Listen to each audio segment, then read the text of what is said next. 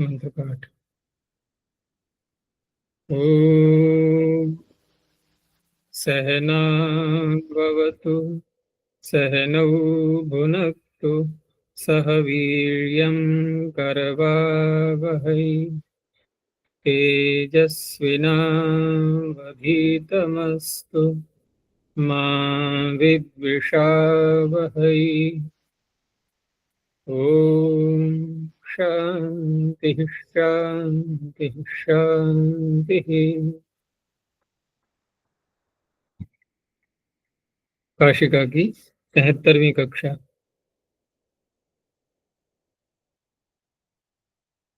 तृतीय अध्याय के प्रथम पाद में 27 सूत्रों तक हो चुका था। पूछना है कुछ पीछे से? आचार्य जी, प्रश्न संख्या 400 हम्म कण्वादिभ्यो उसमें तत्र धात्वधिकारात् धातुभ्यः एव प्रत्ययो विधीयते, न तो प्रातिपदिके। हम्म तो पाठ करने का प्रयोजन क्या है कण्वादि? कंडवादि का पाठ करने का प्रयोजन धातु पाठ में प्रातिपदिकों का, जो धातवः प्रातिपदिकानि च। प्रातिपदिकों का प्रयोजन। आवाज कट रही है। प्रातिपदिकों का प्रयोजन धातु पाठ में करने का, ठीक है ना? तो धातु पाठ में धातुएं होती हैं, ये हमने देखा है। लेकिन धातु तो नाम रखते हैं हम, भुवादेव धातु से। वो भी सारे शब्द ही हैं जैसे अन्य शब्द होते हैं। लेकिन कंडवादी गण के लिए विशेष रूप से कहा गया कि ये इनका नाम भुवादेव धातु से धातु संज्ञा भी होता है, और दूसरा ये प्रातिपदिक के रूप में भी विद्यमान है। प्रातिपदिक के रूप में विद्यमान होंगे तो हम उनकी स्वाद्युत्पत्ति करके उनके रूप भी चला सकते हैं, लेकिन भू के रूप नहीं चला सकते ऐसे, या अन्य किसी धातु के। वहां यदि चलाने भी होंगे, हमें स्वाद्युत्पत्ति करनी होगी, तो कैसे करेंगे? कैसे करेंगे? कोई कृत प्रत्यय लाएंगे पहले, भले ही चाहे हम क्विप ही ले आए जो कि नहीं दिखाई देता है, धातु अपने स्वरूप में दिखाई देती है। जैसे भू भुव भुवः, भू धातु है ना, क्विप प्रत्यय कर लिया। अब क्विप प्रत्यय करने से कोई स्वरूप तो नहीं बदला, शब्द वही है भू, धातु भी उसी का नाम है, प्रातिपदिक की भी उसी का नाम हो गया। लेकिन यहाँ पर हमें यदि रूप चलाना है, सुबंत बनाना है, तो हमें कोई प्रत्यय नहीं करना होगा, ठीक है ना? सीधे उसी से सुबंत सुबंत बना करके और रूप चल जाएंगे उसके। तो ये पता कैसे लग रहा है, उसको यहाँ पर बताया जा रहा है। प्रातिपदिक हैं धातु, ये दोनों बातें तो हो गई, लेकिन कैसे पता लग रहा है, कौन सा ऐसा चिन्ह है उसमें, तो वो दिखा रहे हैं यहाँ पर। कि ककार का अनुबंध लगाया है, धातु का पता लग रहा है, और दीर्घ बोला गया है इसलिए प्रातिपदिक है, ये भी निश्चय हो रहा है। और शब्द भी वहां ऐसे ही पड़े हुए हैं जैसे अन्य धातुएं होती हैं, उस प्रकार से मेल नहीं मिल रहा है उनका, कुछ अलग प्रकार के ही शब्द दिखाई दे रहे हैं। दो दो अचके, तीन तीन अचके प्राय करके सब ऐसे बहुत हैं उसमें। तो इस तरह से प्रयोजन से तात्पर्य नहीं, यहाँ पर प्रयोजन उसका प्रातिपदिक होते ही है, बस यही है कि बिना अंकित किए हुए और प्रातिपदिक मान करके सुबंत बन जाएंगे।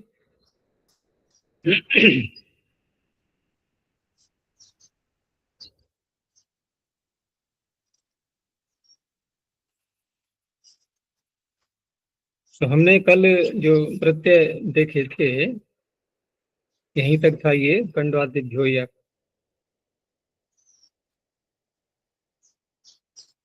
अब आगे 3 प्रत्यय और लेकर के उसके बाद कुछ और बातें बताएंगे।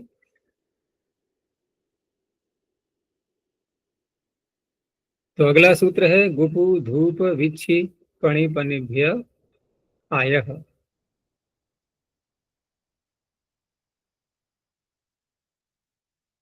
तो यहाँ पर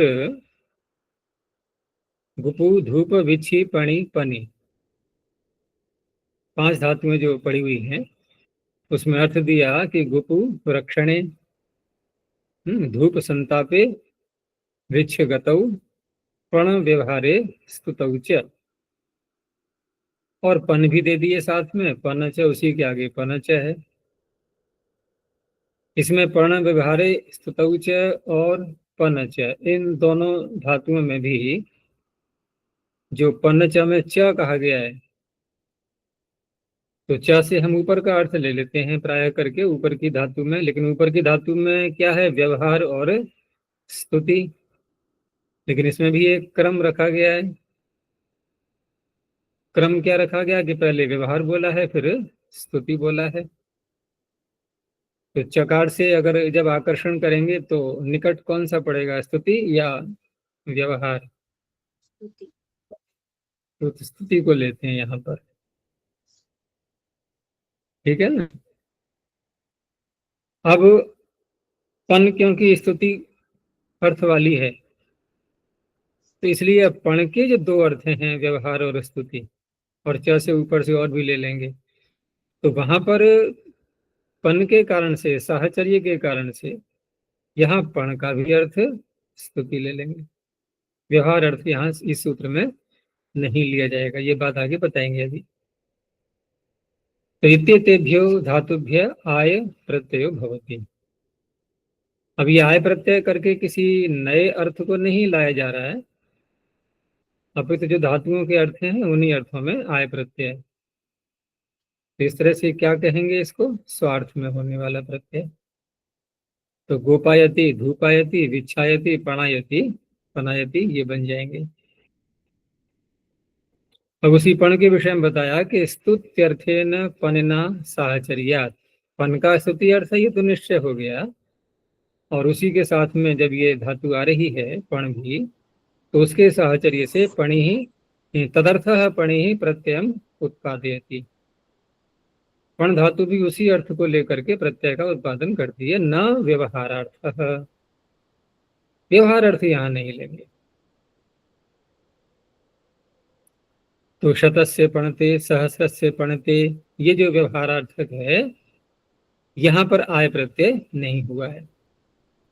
यहाँ पणते जो प्रयोग हो रहा है ये बिना आय प्रत्यय के ही है।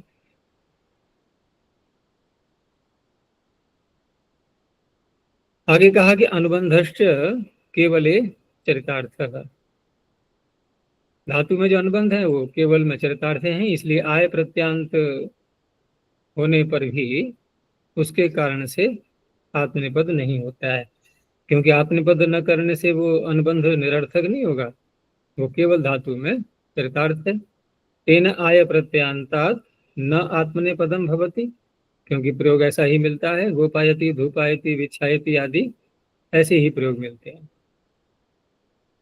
इसलिए परस्मी पद का ही प्रयोग होता है, अनुबंधों का प्रभाव यहाँ नहीं पड़ेगा। और इसमें कोई विशेष बात नहीं है सूत्र में। आगे देखो, ऋते रियंग, अब ऋत धातु ये सूत्र इसी सूत्र में पड़ी हुई है, ठीक है ना, इसलिए इसको कहेंगे सौत्र धातु, लेकिन अर्थ तो है नहीं सूत्र में, धातु पाठ में होती है तो हमें ये सरलता हो जाती है कि वहां पर अर्थ का भी निर्देश मिल जाता है, लेकिन सूत्र में अर्थ तो होता नहीं है धातु का, तो व्याख्या से ही पता लगता है। तो ये घृणा अर्थ में इसका प्रयोग होता है, और उसमें निरुक्त, उसमें निघंटु में भी जो रित धातु से रीति ये प्रत्यय करके रीतीय स्त्रीलिंग में बनाएंगे तो क्या बनेगा, रीतिया। तो रीतिया जो शब्द है ये निघंटु में निंदा अर्थ में पढ़ा हुआ है, बीभत्स बल्कि कहेंगे, बीभत्स अर्थ में पढ़ा हुआ है ये।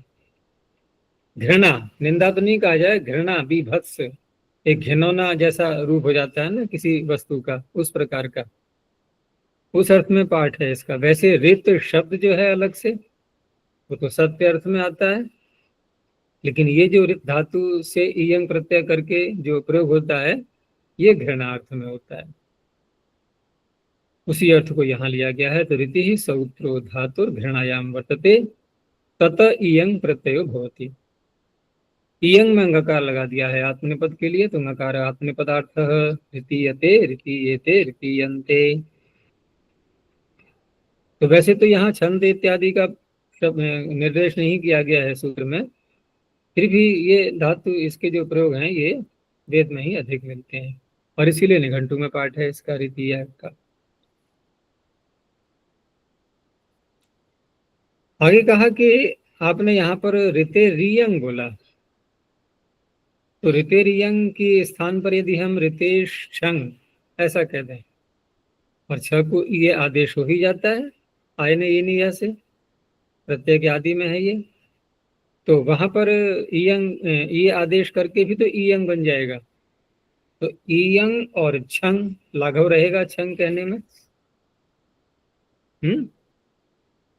तो उसका उत्तर दे रहे हैं अब कि ऋतेश छंग इति सिद्धे, सिद्ध हो जाता, कोई समस्या नहीं थी। फिर भी ईयंग जो वचन कहा गया है छंग न कह करके गौरव किया यहाँ पर, तो ईयंग वचनम ज्ञापनार्थम। अब गौरव है तो कुछ विशेष लाभ भी उससे होना चाहिए, तो ज्ञापनार्थ ईयंग का निर्देश किया गया है। ज्ञापन क्या निकलेगा कि धातु विहिता नाम प्रत्ययानाम आयन नादयो न भवन्ति इति। क्या तात्पर्य होगा? देखो आयने इन यह सूत्र वो तो अंगस्य के अधिकार में है, और अंग प्रातिपदिक भी होते हैं, धातुएं भी होती हैं, जिससे प्रत्यय करेंगे वो अंग बनेगा। तो आयने ये नियत तो नहीं कह रहा है कि प्रातिपदिक रूपी अंग हो या धातु रूपी अंग हो, कैसा भी हो अंग होना चाहिए। वो तो सर्वत्र कर ही रहा था, तो यहाँ भी कर सकता था, छंग कह करके छ को ई अंग हो जाता, ई आदेश और ई अंग बन जाएगा। लेकिन फिर भी जो कहा गया है तो उससे ये पता लगता है कि पाणिनि को धातु से विहित जो प्रत्यय होते हैं और उसमें यदि छ आदि आएंगे तो इनके स्थान पर ये आदेश नहीं मान रहे हैं, ये इससे पता लग रहा है ई अंग कहने से। ठीक है ना? तो इस तरह से यहाँ पर ये ज्ञापन निकल रहा है। अब ज्ञापन निकल रहा है, ज्ञापन का लाभ अन्यत्र भी दिखाते हैं। सूत्र में लाभ कहाँ हुआ? सूत्र में तो ज्ञापन निकल आया। ठीक है ना? ज्ञापन का लाभ अन्यत्र दिखाना चाहिए, तो व्याख्या में तो नहीं दिया है, यहाँ दिया है काशिका में, लेकिन अन्य व्याख्याकारों ने बहुत सारे उदाहरण ले सकते हैं। जैसे उनादि कोश में ही बहुत सी धातुओं से प्रत्यय होते हैं। कंठ कैसे बनाते हैं? कण धातु है ना, कणेष्ठ कंठ, कण धातु है, ठ प्रत्यय कर दो। अब ठ प्रत्यय कर दिया तो कणांग बन गया, ठ को फिर क्या करना चाहिए? ठसिए कहा, नहीं होगा। नहीं होता। क्यों? क्योंकि धातु से विहित प्रत्यय है। तो अब निश्चय क्या हुआ कि आय ने ये निया कहाँ लगाएंगे हम? चौथे पांचवें अध्याय के प्रत्यय जब आएंगे प्रातिपदिकों से वहां लगा लेंगे, उसको लगाते ही हैं। शालयम भव शालीय, छ को ये किया तो धातु नहीं है शाला, धातु से विहित जो प्रत्यय हैं उनके स्थान पर आयन आदि आदेश नहीं होते। तो इस सूत्र से पता लगता है। चलिए, हाँ, योरना को ये सूत्र भी अलग बनाने का यही प्रयोजन सिद्ध लगता है ना। उसमें योरना को जो उसके जो धातु। उसमें ऐसा है ना, देखो आयने इनिया फट खच खाम एक अलग प्रकार का सूत्र, एक जैसा लग रहा है, फ ढ ख छ घ, एक एक वर्ण, और विवरणागु में यू और वो दो दो वर्ण है ना, थोड़ा अंतर तो है, इसलिए अलग कर दिया है उसको। लेकिन वो सीधे धातु से प्रत्यय होने वाले हैं, उनके स्थान पर नहीं आदेश किया है वो ऊपर तो वाले खैर प्राचीन। चलो ठीक है, वहां उसको नहीं घटा रहे हैं ना। यहाँ जो इन्होंने कहा कि धातु विहिता नाम प्रत्ययानाम आयन नादयो, अनादयो नहीं कहा, अनाक उसे नहीं लिया इन्होंने, आयन नादयो। तो आयन प्रत्यय पहला, आयन आदेश जो पहला है वो कहाँ पर है? आयन ये नहीं है सूत्र में है, वहां से ले लेंगे, वहां से लेकर के ठस्य तक का तक पहुंच आगे पहुंच जाएंगे, उसकी कोई बात नहीं। युवन लाखों को नहीं की, वो तो फिर बहुत से शब्द बन रहे हैं ना। देखो होता क्या है कि व्याकरण पढ़ते पढ़ते हमारी दृष्टि बन जाती है लक्षणैक चक्षु। हम कैसे बन जाते हैं? लक्षणैक चक्षु है, लक्षणैक चक्षुष्क, अर्थात लक्षण को, सूत्र को देख करके अपना कार्य करते हैं। ठीक है ना, सूत्र पर अधिक ध्यान रहता है हमारा। होना क्या चाहिए, क्योंकि आगे बढ़ेंगे हम, जब व्याकरण से थोड़ा बाहर को निकलेंगे या व्याकरण की ही ऊंची सीढ़ियां जब वहां पहुंचेंगे, चढ़ेंगे, तो कुछ और ही दृष्टि में आएगा। वहां वहां क्या हो जाएगा, क्योंकि उद्देश्य देखना होता है हमें, प्रयोजन, व्याकरण का प्रयोजन है क्या, तो तब जाकर के हमारी दृष्टि बनेगी लक्ष्यिक चक्षु, लक्ष्य को देख करके निर्णय करना। और लक्ष्य क्या होता है? लक्षण से जो बने, जो उदाहरण होते हैं, जो प्रयोग हैं, शब्द हैं, वो लक्ष्य हैं। तो लक्ष्य में हमें क्या दिखाई दे रहा है? यू और वो को अन और अक हो रहे हैं, नहीं हो रहे हैं धातु से विहित होने पर? तो हमारा प्रश्न ही नहीं बनता, ये और नाकू में क्यों नहीं घटा रहे हैं इसको? क्यों हम ये प्रश्न क्यों उठा रहे हैं? क्योंकि हम लक्षणी के चक्षुष्क बने हुए हैं। अभी हमें सूत्र दिखाई दे रहा है और यहाँ कह दिया कि ज्ञापन निकल आया, तो ठीक है, हम उसको वहां भी घटाने लगे। और उदाहरण ध्यान में रहेगा अगर, तो नहीं घटाएंगे। और ये बात हम और अधिक विस्तार भी कर सकते हैं इसका। जैसे कि कभी कभी देखा है कि जब दो दो सूत्र टकराते हैं परस्पर समान बल वाले, तो क्या निर्णय करते हैं हम? विप्रतिषेधे परम कार्यम। अब ये परिभाषा तो सामान्य बन गई, सर्वत्र पूरे शास्त्र के लिए होती है ना परिभाषा, लेकिन क्या सपाद, सप्ताध्यायी और त्रिपादी, इन दोनों में पर कौन है? त्रिपादी पर है, तो विप्रतिषेधे परम कार्यम वहां भी लगाएंगे क्या? नहीं लगाते। अब देखो ना, बिल्कुल ही उल्टा हो गया। वहां पर की अपेक्षा पूर्व बलवान है, अब तो पर बलवान नहीं है ना, है? पूर्वत्रा सिद्धम, बिल्कुल ही बदल गया ना, सारा सिनेरियो चेंज हो गया। अब हम एक अन्य प्रकार से भी देखते हैं कि सपाद सप्ताध्यायी में भी विप्रतिषेध होने पर सूत्र का कार्य करते हैं, लेकिन जब महाभाष्य में हम जाएंगे तो वहां पर का एक और अधिक व्यापक अर्थ निकाला जाएगा। आत्मा और परम, या परम के अर्थ में पर भी आता है, परा विद्या, श्रेष्ठ विद्या। तो श्रेष्ठ को क्या बोलते हैं? पर बोलते हैं ना, या परम कहते हैं, परमात्मा हो गया। तो पर शब्द जो है ना, विप्रतिषेधे परम कार्यम, पर का अर्थ केवल एक स्थान की दृष्टि से या दिशा की दृष्टि से ही परे नहीं होता है, पर का अर्थ श्रेष्ठ भी होता है। और भाषा में देखें तो श्रेष्ठ क्या है भाई? जो ऋषियों ने प्रयोग किया है वो श्रेष्ठ है सब हमारे लिए, है? हमारे लिए ऋषि परम प्रमाण कहलाते हैं। ऋषि परम प्रमाण क्यों है? क्योंकि वो परम सत्ता से जुड़े हुए होते हैं, उनकी जो बात निकलती है मुख से, लेखनी से, वो ईश्वर के नियमों के अनुकूल वैसी ही उनकी विद्या से युक्त होकर के निकलती है, वो हमारे लिए श्रेष्ठ बन जाते हैं। तो अब क्या करेंगे कि कहीं यदि विरोध आ रहा हो कि विप्रतिषेधे परम कार्यम सूत्र लगाया हमने और पर सूत्र का कार्य करने लगे, और वहां पर लक्ष्य कुछ अशुद्ध बनने लगा, अपशब्द बनने लगा, वैसा प्रयोग नहीं हो रहा है, तो क्या अर्थ करेंगे कि विप्रतिषेध होने पर जो श्रेष्ठ है वो किया जाता है। अब ये पर और पूर्व भूल जाओ, तो प्रयोजन ये होता है अंत में जाकर के। ऐसे ही यहाँ पर भी हमें सूत्रों की संगति जो लगानी है, या हमें पकड़ करके नहीं बैठ जाना है, जैसे बच्चे जिद करने लगते हैं कि नहीं यहाँ लिखा है तो हम तो ऐसा ही करेंगे। तो यही की परिभाषाएं भी निकाली गई, ये भी सब प्रायिक होती हैं। ये इदम इत्थम करके पूरे का पूरा ज्यों का त्यों नहीं घटाई जाती। ठीक है ना, लक्ष्य हमारे लिए प्रमुख है, शब्द हमारे लिए प्रमुख हैं, और वो हमारे सामने सब पहले से ही विद्यमान है। वेद पहले है, व्याकरण तो बाद में सामने आया है ना, वेद पहले से है, सब कुछ पहले से ही है, हमें केवल समझना मात्र है कि कैसे कैसे हमें घटाना है उसको। तो इस तरह से आयन आदि जो आदेश हैं ये धातुओं से विहित होने पर इन वर्णों के स्थान पर नहीं होते, ये इसे ज्ञापन से पता लगा। एक और प्रत्यय रह गया था इस प्रकरण का, तो अंत में है कमेरणे।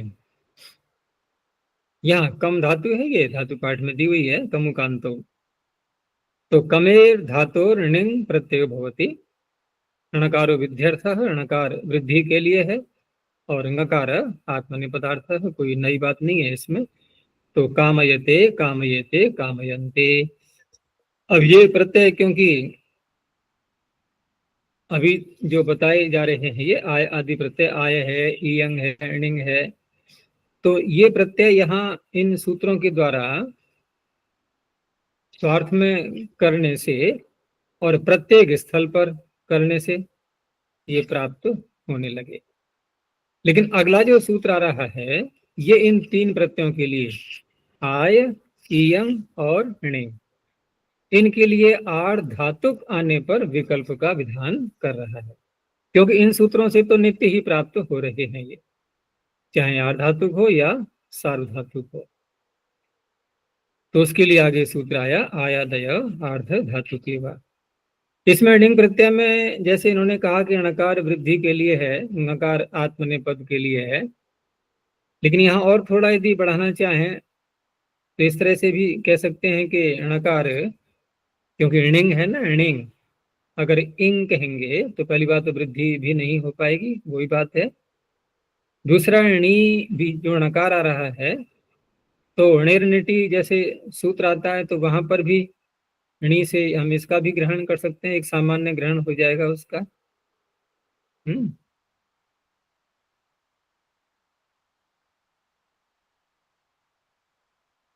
चलो और देखते हैं आगे। तो आयादय आर्ध धातु के बाद, तो आर्ध धातु को विषय, विषय माना है यहाँ पर परे रहते नहीं, और जब विषय कहा जाता है कहीं पर, जैसे आर्ध धातु के सूत्र जो पीछे आया था तो वहां भी आर्ध धातु विषय ऐसा लिया गया था। तो विषय आने पर क्या करते हैं, बौद्धिक निर्णय होता है, फिर पहले शब्द बाद में बनाएंगे हम, पहले बौद्धिक निर्णय होता है कि बुद्धि में हमने निश्चय कर लिया कि हमें आर्ध धातु प्रत्यय लाना है, क्योंकि विषय कहीं तो आए, सामने हम लिख करके दिखा नहीं रहे, शब्द बना हुआ अभी है नहीं, बनाया जाएगा, प्रत्यय अभी आया नहीं है, लेकिन बुद्धि में निर्णय तो हो चुका है ना, बुद्धि में निर्णय कर लिया है कि इस प्रत्यय को हमें लाना है, तो उसे कहते हैं विषय। तो आर्ध धातु को विवक्षायाम, इसलिए शब्द क्या बोला इन्होंने, विवक्षा, कहने की इच्छा, कहा नहीं है अभी, कहने की इच्छा है। तो आयादय प्रत्यय वा भवंती, इस तरह से आर्ध धातु को, जैसे कि गोप्ता, गोपायिता, त्रिच ले लें तब भी आर्ध धातु है, अथवा लुट लकार ले आएंगे तब भी आर्ध धातु है। ऐसी ही अर्तिता, रीतिता, कमिता, कामयिता, ये तीन ही प्रत्यय आए थे, तीनों के उदाहरण दिखा दिए ना।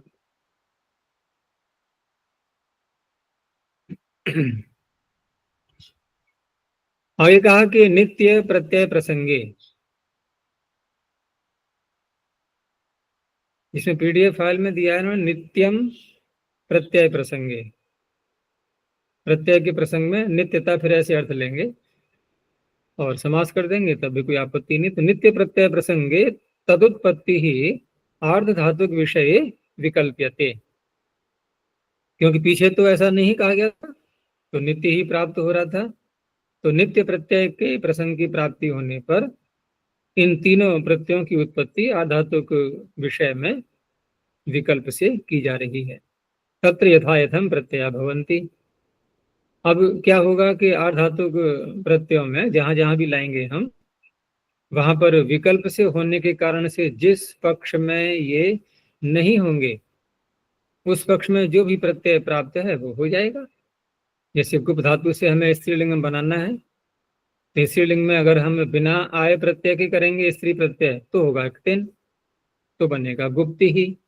और जब, क्योंकि विषय बोला गया है, हमें विकल्प से करना भी है आय आदि प्रत्यय, तो उस अवस्था में जब ये निश्चय हो चुका है कि हमें स्त्री प्रत्यय लाना है, कौन सा लाना है ये तो निर्णय बाद में होगा, लेकिन स्त्री प्रत्यय लाना है, और ये पता है हमें कि स्त्री प्रत्यय सारे आर्धातुक होते हैं, वहां देख लिया प्रकरण में, उसी में से कोई लाएंगे। तो तो अब सूत्र कौन सा लगाएं हम स्त्री प्रत्यय लाने का, ये निर्णय कब हो पाएगा कि पहले आयादी प्रत्ययों में से ले आए उसके आगे हम। तो गुप से हम आय ला कर गोपाय बना लिया हमने, गोपाय बनाते अब स्त्रियामिक्तिन तो लगेगा नहीं। जब आय प्रत्यय नहीं था तब तो स्त्रियामिक्तिन लगा दिया, और जब आय प्रत्यय ले आए तो प्रत्ययांत बन चुकी है ये, तो अप्रत्ययात, अब ये स्त्री प्रत्यय होगा, फिर तब बनेगा गोपाया। तो गुप्ति ही और गोपाया एक ही अर्थ है दोनों का। ऐसे ही अन्य शब्दों में भी कर लेंगे। तो ये तो केवल सूत्र 3 प्रत्ययों के लिए था। अब जो अगला सूत्र आ रहा है, इसने कहां से पकड़ा, प्रथम प्रत्यय से। सनाद्यंता धातवः। अब सन प्रत्यय प्रथम बार कहाँ आया था, गुप्तिज के ध्यः सन, और वही सना उसमें पहुंचा था, फिर धातु कर्मणः सामान्य कर्तृकाद में भी वही सन पहुंचा है, तो प्रारंभ से ही उसी सन को ले लिया, और सन से लेकर के यहां तक प्रत्यय लेंगे। अब ये कहां तक, जो अंतिम प्रत्यय आया था अभी कमेरणिंग, ये अंतिम प्रत्यय है। तो सन से लेकर के ऋणिंग तक के प्रत्यय ये सब कहलाएंगे सनादि। और यहाँ सूत्र में जो संरचना दिखाई दे रही है हमें, सनाद्यंता, तो सन और आदि, तो नुडागम होना चाहिए या नहीं?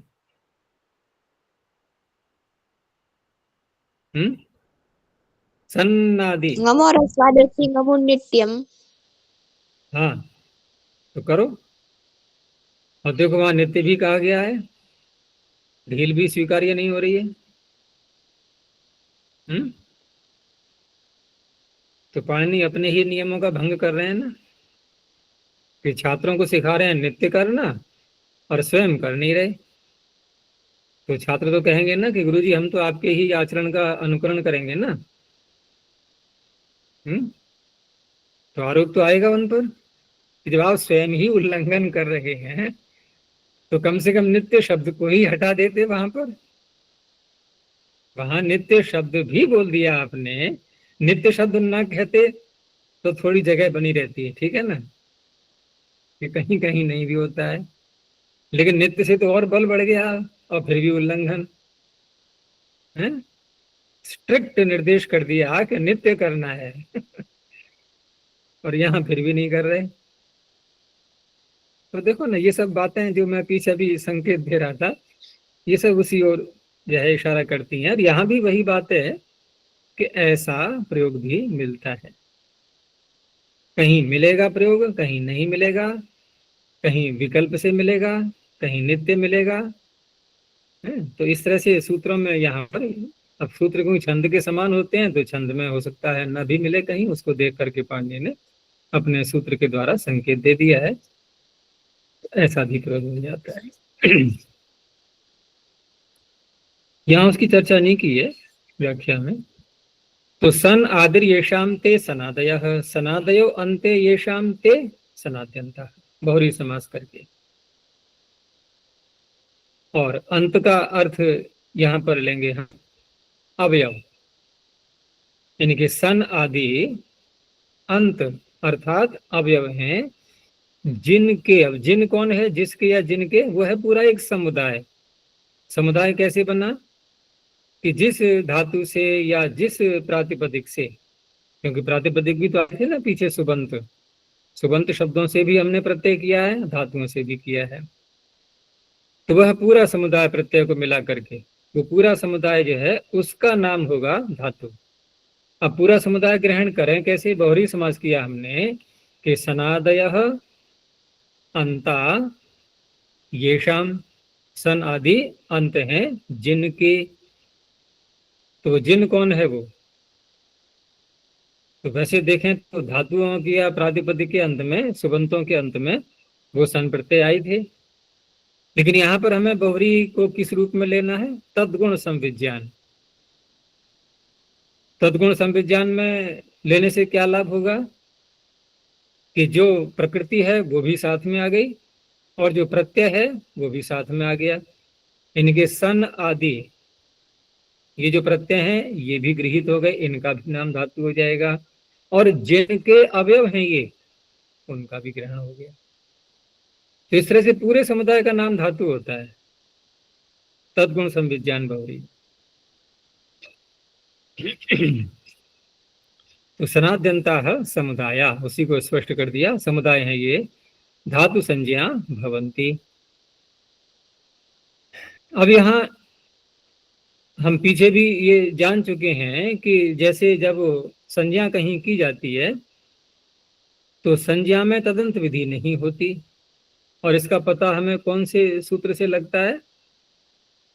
सुप्तिङन्तं पदम। क्योंकि सुप्तिगंतम पदम में सामान्य तो नियम यही माना है कि प्रत्यय ग्रहणे यस्मात् स वेत सदन्तस्य ग्रहणम होती, उसका तदंत का ग्रहण होता है। सामान्य नियम तो यही है। जब ये नियम है तो सुप्तिगंतम पदम में अंत शब्द कहना ही नहीं चाहिए था, क्योंकि सुप और तिंग प्रत्यय है, तदंत विधि हो ही जाती, फिर भी वहां पर अंत ग्रहण किया गया है। तो उसे ज्ञापन निकाला कि संज्ञा करते समय संज्ञा विधौ प्रत्यय ग्रहणे तदंत विधिर न भवति। चलो मान लिया। अब यहाँ पर यदि हम अंत ग्रहण नहीं करेंगे इस सूत्र में, तो ये संज्ञा विधि ही तो है और सनादि है ये प्रत्यय, तो इस अवस्था में अंत ग्रहण यहाँ नहीं हो पाता, इसलिए सूत्र में अंत शब्द पढ़ा गया है। अब कोई कहे कि फिर ये जो ज्ञापन निकाला है हमने कि संज्ञा विधि में प्रत्यय ग्रहण करने पर तदंत विधि अन्यत्र नहीं होती, तो ये ज्ञापन हम सुप्तिगंतम पदम से निकालें या इसी से निकालें सनाद्यंत धातु का? क्योंकि दोनों एक जैसे हो गए ना। अब ये निर्णय कैसे हो कि ये ज्ञापन निकला किससे, परिभाषा किससे निकली? तो हम क्रम से चल रहे हैं ना अष्टाध्यायी में, तो क्रम में कौन सा पहले आ रहा है? जो पहले आ जाएगा उसी को वो अधिकार मिल, उसी को जो है ना श्रेय मिल जाएगा, उसका परिभाषा की उत्पत्ति का श्रेय पहले वाले को मिल जाएगा। भाई दौड़ हो रही है, जिसने प्रथम लक्ष्य प्राप्त कर लिया उसको पुरस्कार मिल गया। ये तो बाद में आया ना, पीछे रह गया दौड़ते दौड़ते, ही है वो पहले ही आ गया, उसने लक्ष्य को प्राप्त कर लिया आपने, तो उसी के नाम से परिभाषा चल पड़ी है वो। अब अन्यत्र कहीं संज्ञा विधि है और तदंत विधि करनी है हमें, तो अंत ग्रहण तो करना ही होगा, नहीं करेंगे तो नहीं होगी फिर। तो इसलिए प्रत्यय ग्रहण परिभाषा एवं पद संज्ञायाम अंत वचनेन लिंगेन प्रतिषिद्धा सती पुनरेह अंत वचनेन प्रतिप्रसूयते। तो प्रतिप्रसव क्या होता है? पुनः प्राप्ति कराना, क्योंकि परिभाषा जो बन चुकी है उससे निषेध प्राप्त हो रहा था। चिकीर्षति पुत्रियति पुत्र काम्यति, सिद्धियां सब पीछे आ ही चुकी हैं।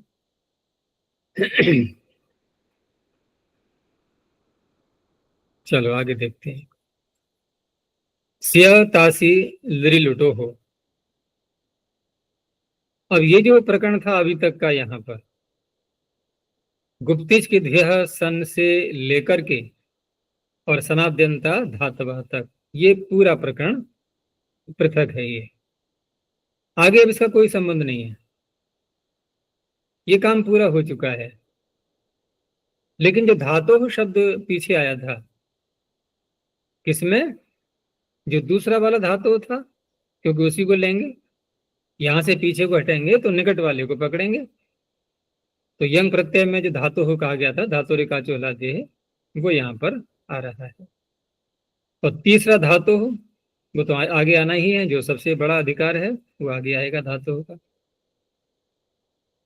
तो पीछे से केवल धातु रह गया अब यहाँ पर। तो धातु मात्र से जब लिरी और लुट लकार, तो लिरी क्योंकि इसमें अनुबंध लगाया नहीं है तो लिरिट का भी ग्रहण हो जाएगा, लिरिंग का भी ग्रहण हो जाएगा। इसीलिए कहा कि लिरी रूपम उत्सृष्टानुबंधम, उत्सृष्ट कर दिया गया है अनुबंध जिसमें से निकाल दिया गया है।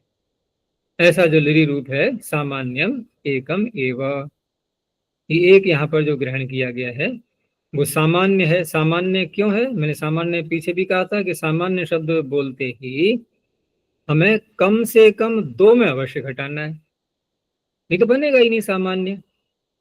तो लिट में और लिरिंग में दो स्थानों पर है, इसलिए बन गया ये सामान्य। तो दोनों का ग्रहण हो जाएगा। तस्मिन तस्मिन का तात्पर्य लिरिट और लिरिंग है, इनके पर रहते लुटीच परतः धातोर यथा संख्यम स्या तासी प्रत्यय भवतः, ये प्रत्यय हो जाएंगे। अब यहाँ पर एक बार पीछे भी ये विषय आया था कि हम जब लकार लाते हैं, लह कर्मणि च भावे सूत्र भी लगा लिया, सारा निर्णय हो गया, कर्ता कर्म जिसमें भी हम चाहें लकार ले आए, और लकार भी ये लाए, मान लो लेट है, लिरिंग है या लुट है, अथवा लुंग लकार आगे चली लुंगी आ रहा है सूत्र, ठीक है ना, ये सब लकार लाते हैं। तो इन लकारों के लाने के बाद लस्य सूत्र के अधिकार में तिप्तजी आदि बैठे हुए हैं तैयार आने के लिए। इधर ये सूत्र के लिट और लिरिंग पर रहते और लुट पर रहते से और तास होते हैं। उधर वो कह रहा है कि लकार के स्थान पर तिप्तजी आदि होते हैं, ठीक है ना। तो अगर हम अंतरंग बहिरंग की दृष्टि से देखें तो कौन इसमें अंतरंग दिखाई दे रहा है और कौन बहिरंग दिखाई दे रहा है? विचार करके बताओ। स्या तास में क्या दिखाई दे रहे हैं? ये अंतरंग अंतरंग ये अंतरंग दिखाई दे रहे हैं। अंतरंग और बहिरंग की परिभाषा क्या होती है?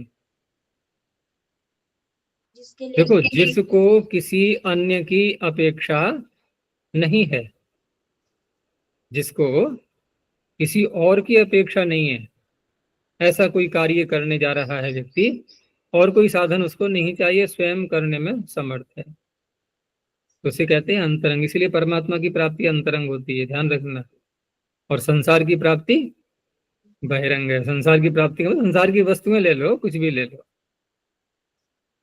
तो यहाँ पर लरी जो लकार आ गया और लस्य के अधिकार में तिप्तजी सूत्र बैठा हुआ है, तो तिप्तजी सूत्र की क्या कोई शर्त भी है कि ये परे हो, ये पूर्व हो, ऐसा हो, वैसा हो? कुछ मांग रहा है क्या वो तो कुछ भी नहीं मांग रहा है बेचारा। वो कहता है लकार ले आए, कहाँ ले आए, तो फिर उनके स्थान पर ये आदेश कर लो बस। वो अंतरंग है, ये कहाँ है अंतरंग? ये क्या कह रहे हैं कि से और आस होते हैं, ठीक है, होते हैं धातु से। आपको कुछ और तो नहीं चाहिए? कि नहीं नहीं चाहिए, क्या कि ये लकार आगे होंगे तब। लग गई ना शर्त अब ये, तो ये हो गए बहिरंग। ये बहिरंग हो गए, नहीं हो गए अब? तो देखो, हम कह तो देते हैं सामान्य रूप से, और प्रथमावृत्ति तक यही बात सिखाई जाती है कि ये लकार आते हैं, लकार अवस्था में ही हम ये आदेश कर लेते हैं, कोई बात नहीं है। वो भी एक तरीका है, प्रारंभ में ऐसे ही सिखाते हैं। अब थोड़ा शिक्षण बदलना होगा, ठीक है ना। अब कुछ परिवर्तन लाने होंगे, अब प्रौढ़ता आ रही है ना पढ़ते पढ़ते। वो बचपना था, प्रथावृत्ति क्या थी? बचपना। अब कुछ प्रौढ़ भी तो बनना है ना, तो प्रौढ़ बनते हैं तो बचपन की कुछ बातें तो छोड़ी जाती है ना। अरे ये क्या बच्चों की तरह शैतानी कर रहा है इतना बड़ा होकर के? इसका अर्थ है कि बचपन की शैतानी करने का अधिकार हमसे अब छिन चुका है। इसलिए बचपना क्या है? प्रथमावृत्ति। अब नहीं है बचपना, अब थोड़ा अंतर आएगा, तो यहाँ हम कर लेंगे अंतरंग, कोई आपत्ति नहीं है। हमने वो आदेश कर भी लिए तो क्या समस्या क्या है? कुछ भी तो नहीं है भाई। स्थानीय बस से माने तो वही जाएंगे वो, उसके बाद में कर लो, ये कोई आपत्ति नहीं। तो उस प्रक्रिया से भी कर सकते हैं। और वैसे तो फिर जाकर के महाभाष्य में बताया जाएगा कि सर्वे सर्वपदादेश दाक्षी पुत्र से पाणिनि, वो ध्यान कर लिया करो कि हमें न कहीं कोई प्रत्यय करना है, न कोई आदेश करना है, न कोई आगम करना है, न कोई लोप करना है, कोई वर्ण विकार भी नहीं, कुछ भी नहीं करना है। बस इसके प्रयोग करने के जगह पर इसका प्रयोग कर देना है, बस ये है। वास्तविकता तो यही है, क्योंकि शब्द नित्य है। अगर ये सारे परिवर्तन करेंगे हम तो ये नित्यता रही कहाँ फिर? ये तो सब अदला बदली हो रही है, लेकिन नहीं, सब नित्य है। चलो, तो इस तरह से यहाँ पर इन लकारों के आने पर ये आदेश हो जाएंगे। तो करिष्यति, अकरिष्यत, श्वः, कर्ता। अब इसमें ये जो तासी में इकार है, इसमें अलग अलग प्रकार से चर्चाएं की गई हैं और विभिन्न प्रकार के मत इसमें दिखाई देते हैं, और सभी मतों को मानते हुए हम समाधान कर सकते हैं, किसी प्रकार भी ले सकते हैं। तो यहाँ पर कोई कहता है कि तासी में जो इकार है ये उच्चारण के लिए रखा है पाणिनि ने, हमने भी यही देखा था, प्रथमावृत्ति में है ना, कि तासे इकार उच्चारणार्थ इस तरह से बताया गया था। लेकिन यहाँ ये क्या कह रहे हैं, देखो कि इदित कर्णम अनुनासिक लोप प्रतिबंधार्थम, अनुनासिक लोप को रोकने के लिए, प्रतिबंध माने रोकना। तो अनुनासिक लोप प्राप्त कैसे होता है? जैसे मन धातु को ले लो, तो मन धातु से हमने लुट लकार किया और तिप ले आए, ठीक है ना, तिप के स्थान पर डा कर लिया, लुटः प्रथमस्य दारु रसः, तो मन तास और आ।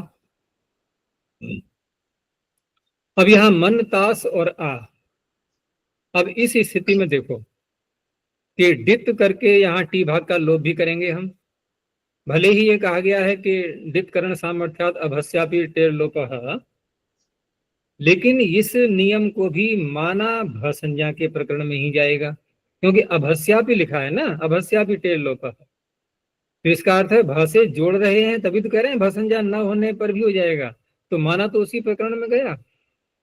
चलो ठीक है, उस प्रकरण का मान लिया हमने। और टी भाग का लोप होने पर अब स्थिति क्या बन रही है? मंत, मंत और आ। अब ये जो डा लाए ना, ये आत्मनेपद पद का लाना पड़ेगा हमें, परस्मी पद का नहीं, क्योंकि परस्मी पद में तो सार्वधातु कमपित, अपित चाहिए ना हमें, तो आत्मनेपद का ता ला करके डा ले आएंगे। तो ये जो डा है ये आ, ये कैसा हो गया? नित। तो नित पर रहते अनिदिताम फल उपधाया किंगिति, उसमें ऊपर से न आ रहा है ना, पूर्व पृष्ठ का जो अंतिम सूत्र है, ये तो प्रथम पृष्ठ का, वो अंतिम आगे पृष्ठ का प्रारंभ का है ना, स्नान न लोपः, तो स्नान न लोपः, न लोपः, न लोप आ ही रहा है, तो मन धातु के नकार का जो कि उपधा के रूप में विद्यमान है, उसका लोप प्राप्त हो रहा है कि नहीं? तो हम क्या करेंगे कि हमने तासी में इकार को अनुबंध मान लिया और इतित होने के कारण से नकार लोप बच जाएगा। ये तो ये हो गया जो ये मान रहे हैं कि इकार इसमें अनुबंध है। अब यदि हम ये मानते हैं कि इकार उच्चारण के लिए ही है, तो समाधान कैसे करेंगे? यहाँ पर नकार के लोप की प्राप्ति हो रही है, इसको कैसे रोका जाएगा? तो देखो, नकार का लोप अनिदिताम हलबदाय किंगिति, ये भी भ के प्रकरण में है। उधर हमने टी भाग का लोप किया, वो भी भ के प्रकरण में मैंने पहले ही बता दिया था। और असिद्ध बतत्राधा, भाई भ के प्रकरण में एक सूत्र लगा करके दूसरा लगाते हैं तो पहला वाला असिद्ध हो जाता है। तो पहले हमने टी भाग का लोप किया, उसको असिद्ध कर दो, असिद्ध कर देंगे तो क्या दिखाई देगा? अनिदिताम को क्या दिखाई देगा? मंतास। अब है उपधा में नकार, कोई बात नहीं, बन जाएगा मनता। तो दोनों प्रकार से कर सकते हैं, ठीक है ना। कुछ इसमें ऐसा भी मानते हैं कि यहाँ पर आभीय जो प्रकरण है, जहां ये कहा जाता है असिद्ध बतत्राभात, उसको अनित्य भी स्वीकार करते हैं, उसको अनित्य भी स्वीकार करते हैं कि होता भी है, नहीं भी होता है, असिद्ध होता भी है और असिद्ध नहीं भी होता है। ऐसा यदि मानते हैं और वहां पर हम कहें कि असिद्ध नहीं हुआ, सिद्ध ही रहा, इस पक्ष को यदि ले लें, तब तो फिर इकार यहाँ पर अनुबंध ही मानना पड़ेगा, क्योंकि फिर तो लोप की प्राप्ति होगी ना नकार की। तो इस तरह से ये मनता यहाँ दिया है इन्होंने कि अनुनासिक लोप प्रतिबंधार्थम। लेकिन ये संगमता क्या है? ये यहाँ तो गम धातु है, गम में तो नकार है ही नहीं, गम में तो नकार है ही नहीं, और कहें कि नहीं वो अनुस्वार करेंगे फिर परसवर्ण कर लेंगे, नकार हो जाएगा, तो वो तो त्रिपादी के सूत्रों से है ना, उनका तो कोई महत्व ही नहीं रहा। तो अनिताम लब्धाया किंगति को या कहाँ दिखाई देगा ये? उसको तो मकार दिखाई देगा ना, उसको नकार कहाँ दिखाई देगा?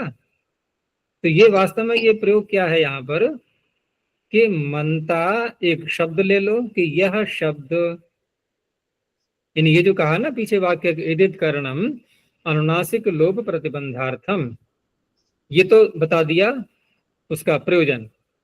फिर उसका उदाहरण क्या दिया कि मनता। अब मनता की आग में अध्यार कर लो, इति बोल दो, मनता इति संगंता, अर्थात यह शब्द हमें उपलब्ध हो जाएगा। क्या बोला मैंने अभी? संगंता उदाहरण नहीं है, मनता ये बन जाएगा। मनता एक शब्द है, इसको इन्वर्टेड कॉमा में जैसे अगर ले लें हम तो मनता, और ये विराम को हटा दो आगे से, मनता संगंता, मनता अच्छी प्रकार से उपलब्ध हो जाएगा। गम धातु आती है ना प्राप्ति अर्थ में, यानी कि ये हमारे लिए शुद्ध रूप से उपलब्ध हो जाएगा, बन जाएगा, ये तात्पर्य है। ऐसा इन्होंने कहा है ये पद्मंजरीकार ने कि मनता संगंता। तो अच्छा है, ये भी एक व्याख्या अच्छी है, लेकिन विराम मानेंगे दो उदाहरण मानने पड़ेंगे। अब दो उदाहरण मानेंगे तो फिर अब यह जो अभी जो प्रश्न उठाया था मैंने कि त्रिपादी में ये नकार किया गया है और उसको यदि असिद्ध कर देते हैं हम, तो उस अवस्था में तो ये बनेगा ही नहीं, प्राप्ति ही नहीं है नकार का लोप यहाँ पर, ठीक है ना, ये उदाहरण इस सूत्र का नहीं बनेगा। लेकिन अगर हम त्रिपादी के भी असिद्धत्व को अनित्य मान लें, क्योंकि उसका भी अनित्यत्व है, कई संकेत ऐसे दिखाई देते हैं कि पाणिनि उसका भी अनित्यत्व मानते हैं, कहीं कहीं सिद्ध भी रहता है त्रिपादी का किया हुआ कार्य, तो उस अवस्था में फिर संगंता भी उदाहरण बन जाएगा। तो अनेक प्रकार से विचार यहाँ पर किए गए हैं, सभी बातें मैंने बता दी।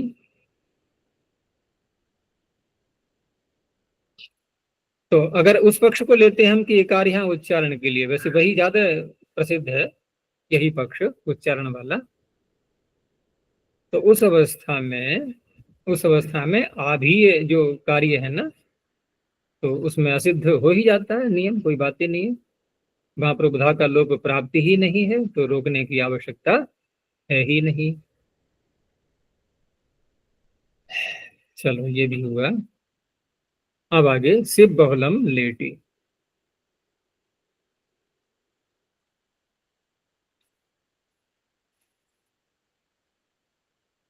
और देखो यहाँ भी ये जो बात हुई है कि तासी में जो इकार है उच्चारण के लिए है, ये काशिका में ही पीछे कहीं पर या आगे हो सकता नहीं, आगे आएगा ये विषय है, तो स्वयं ये बात आगे कहीं भी जाएगी, तो वहां ये प्रश्न उठता है कि एक ही लेखक दो प्रकार की बातें कैसे कह सकता है। कि यहाँ तो कह रहे हैं ये कि एदित करण जो है अनुनासिक लोप के लिए है, अनुनासिक लोप को रोकने के लिए है, और वही व्याख्याकार, वही काशिकाकार एक स्थल पर कहता है कि तासी में इकार उच्चारण के लिए है। तो वहां भी अगर उत्तर देना हो तो कैसे देंगे कि इसके भी दो लेखक है ना, वामन और जयादित्य, तो अलग अलग लेखकों के अलग अलग विचार हो सकते हैं, और इसमें ये भी निर्णय नहीं हो पाता है पूरा पूरा कि इतना अंश तो एक ही इस व्यक्ति का है, इतना एक ही व्यक्ति का है। इसमें मिला जुला भी कुछ लोग स्वीकार करते हैं कि दोनों ने मिलकर के बनाया है, थोड़ा सा उसने बोल दिया अब कितना किसने किया है, कितना किसने किया है, इसका पूरा पूरा तो इतिहास मिलता नहीं है। कुछ लोग ऐसा मान लेते हैं कि 4 अध्याय उन्होंने किए, 4 अध्याय उन्होंने किए, ऐसा भी स्वीकार कर लेते हैं कि पहले वाला जो चार अध्याय का है वो जयादित्य का है, आगे वाला वो वामन का है। कुछ ऐसा मानते हैं नहीं, दोनों ने ही मिलकर के किया है, और उसमें कुछ इन्होंने कर दिया, कुछ इन्होंने कर दिया है। तो इस तरह से यहाँ अगर इसका समाधान करना हो कि एक ही काशिका में ये दो प्रकार की बातें कैसे दिखाई दे रही हैं, तो उसका उत्तर तभी हो पाएगा जबकि हम दोनों लेखकों को भिन्न भिन्न मत वाला स्वीकार करेंगे तब।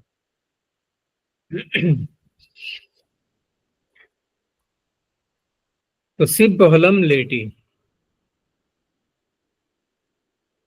और लेट लकार में का प्रयोग वेद में होता ही है, ये सब प्रसिद्ध है, उसी के लिए सूत्र है ये।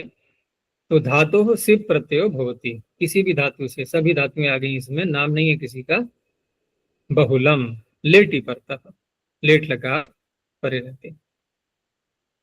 तो उदाहरण में जोशिषत, तारिषत, मंदिषत, तो यहाँ जो श दिखाई दे रहा है ये सिप का ही सकार है, इडागम हो चुका है उसको।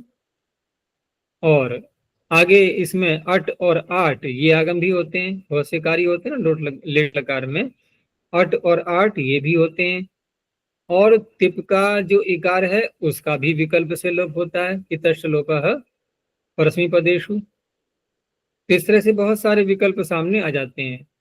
यहाँ तो चलो गुण हुआ है, अगर किसी धातु में वृद्धि होती है तो वृद्धि में भी फिर सिप के लिए कहा गया ना कि सिप बहुलम णित वक्तव्य, सिप को णित भी माना गया है बहुल करके। तो इस तरह से वृद्धि वाला भी पक्ष जब होता है तो वहां दो रूप और बन जाते हैं।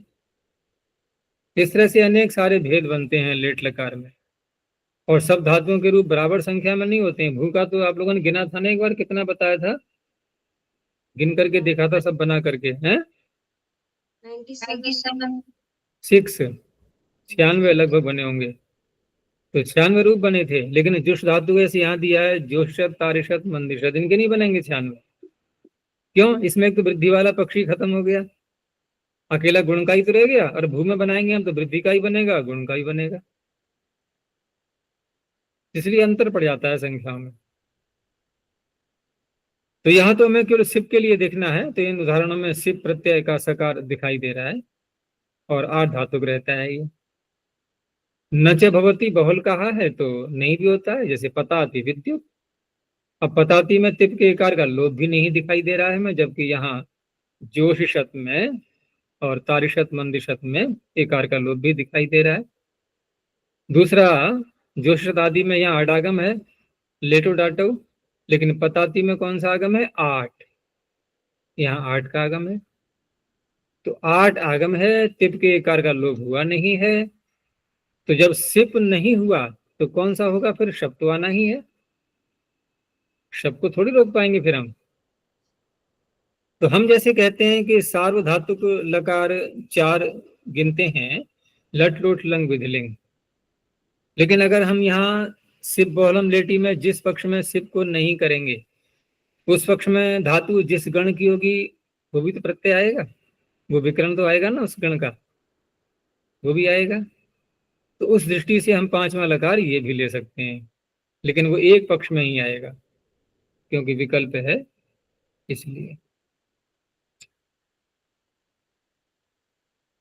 तो पताति विद्युत हो गया। दूसरा है उदधिम च्याव याति, तो यहाँ पर भी 8 आगम दिखाई दे रहा है। तो ये एक ही सूत्र यहाँ पर लेट लकार के लिए है। आगे, कास प्रत्ययाद आम अमंत्रे लिटी, कुछ आम मानते हैं हलंत, कुछ आकार भी मानते हैं। आम अमंत्रे लिटी, चलो करते हैं विचार। तो धातु इसमें दी है कास, जो कि शब्द की कुत्सा अर्थ में आती है, कासरी शब्द कुत्सायाम। दूसरा जो शब्द है इसमें बहुत व्यापक जो कार्य कर रहा है वो है प्रत्ययाद, क्योंकि अब तक हमने देखा पीछे कि चाहे धातुएं हों या सुबंत शब्द हों, उनसे पीछे प्रत्यय किया था, सनादि प्रत्यय किए थे जो। तो जितने भी सनादि प्रत्यय आए थे और धातु संज्ञा भी उनकी कर दी गई सनाद्यंता धातु से, तो उन धातुओं के जब रूप चलेंगे तो वहां भी तो लेट लकार आएगा सर्वत्र। तो वहां जो लेट लकार आएगा वहां ये सूत्र आम आदेश आम प्रत्यय भी करता जाएगा, क्योंकि सारी ही तो प्रत्यांत बना दिए हमने। कास का ग्रहण इसलिए किया अलग से क्योंकि ये प्रत्यांत नहीं है। तो कासरी शब्द कुत्सायाम ततः अर्थात इस धातु से, प्रत्यांतेभ्यश्च धातुभ्य आम प्रत्ययो भवति लिटि परतः अमंत्र विषये, ठीक है ना, अमंत्र विषय, मंत्र विषय में नहीं करता है ये। तो कास का उदाहरण दे दिया है कासान चक्रे, और प्रत्यांत में यंग प्रत्यांत लोलुय को लेकर के उदाहरण दे दिया है लोलुयान चक्रे, ठीक है ना। और आम प्रत्यय करने के बाद सिद्धि तो सब पढ़ ही ली है प्रथम वृत्ति में, वहां दोबारा लिट लकार लाते हैं क्री भूवस का अनुप्रयोग भी होगा, कृंचा अनुप्रयोज्यते लिटी। तो ये सारे कार्य करके ये सिद्धियां बनाई जाएंगी। आगे प्रधान में कहा है इन्होंने कि अमंत्र इति किम। तो वेद में ये ऋग्वेद का अंश दिया है इन्होंने, कृष्णो नो नाव। तो कृष्णो नो नाव में यहां पर आम प्रत्यय नहीं किया है, यही दिखा रहे हैं ना, वेद में मंत्र में होने के कारण से यहां आम प्रत्यय नहीं है। तो किस धातु से बनाएंगे ये?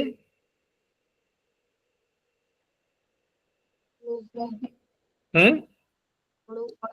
णुस्तुतौ, णुस्तुतौ। तो ये प्रत्यांत कहाँ है?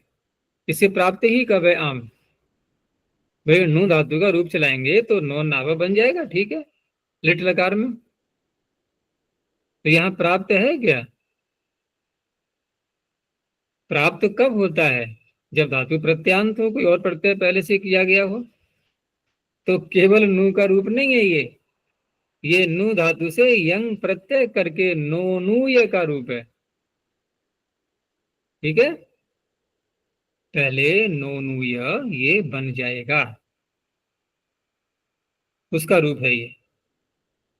तो नोनूय से जब हम ये लिट लकार लाएंगे, और उस अवस्था में क्योंकि यंग का लुक भी तो होता है, यंग लुगंत का रूप है ये, लेकिन यंग लुगंत होने पर ही प्रत्यांत तो मानी ही जाएगी प्रत्यय लक्षण से।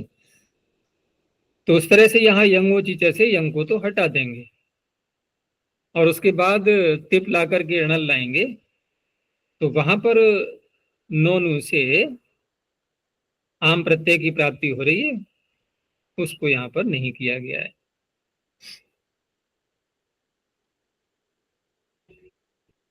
आगे है काशी अनेकाच इति वक्तव्यम।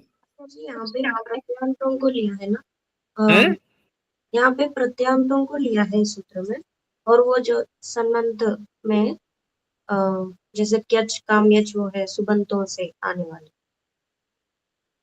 और आम प्रत्ययवत क्रियोनुप्रयोगस्य वो आत्मनेपद वाला परस्मै पद निर्णय करने के लिए वहां कैसे निर्णय करें? स्पष्ट नहीं आ रही आवाज, दोबारा बोलो ढंग से। आम प्रत्ययवत क्रियोनुप्रयोगस्य से हम परस्मै पद जो अनुप्रयोग होता है धातु, उसका परस्मै पद आत्मनेपद निर्णय करते हैं। तो ठीक है, वो निर्णय धातुओं में कर लेंगे। आवश्यक है कि हम क्या प्रत्यांतों में भी निर्णय करेंगे? ये भाई जहां निर्णय की संभावना है वहां करेंगे, और जहां निर्णय करने की संभावना ही नहीं वहां तो शेषाद करता रही परस्मी पद, वहां क्या आपत्ति है? वो तो होना ही है फिर परस्मी पद। वहां जहां संभावना है वहां पर ये निर्णय, क्योंकि अनिर्णय में निर्णय होता है। अब जहां कोई संकेत नहीं दिखाई दे रहा तो शेष में आ ही गया वो, वहां तो परस्मी पद हो जाएगा।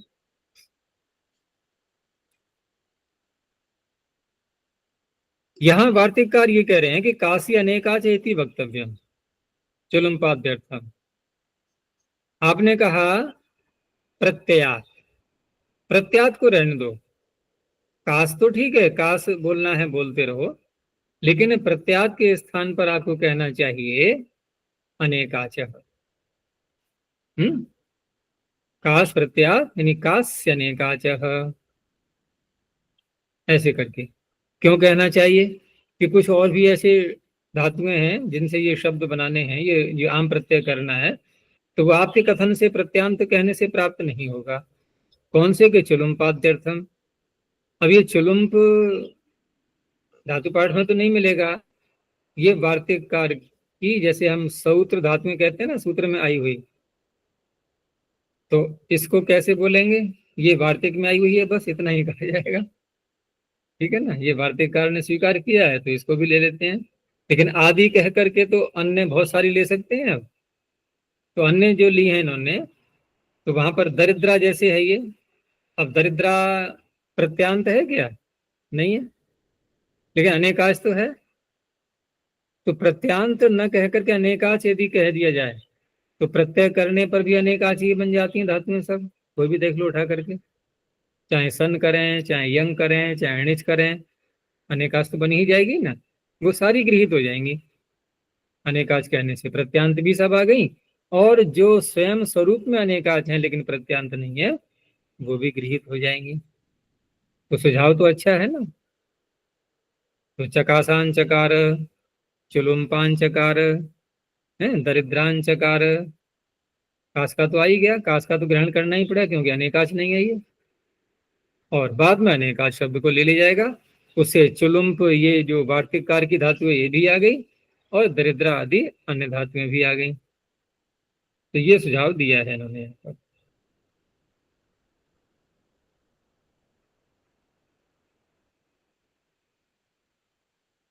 और चकास भी जो है ना ये इसकी नहीं है, कास से अनेकाच इति वक्तव्यम जो दिया है इन्होंने वार्तिक, तो कास धातु तो जो सूत्र में जैसे आ रहा था कास प्रत्यादान मंत्र लेती, यानी कासान चक्रे, वो तो अलग बन जाएगा उसका। यहाँ जो दिया है चकासान चकार है, ये चकाश्री दीप्त का है, ठीक है, उसका है ये।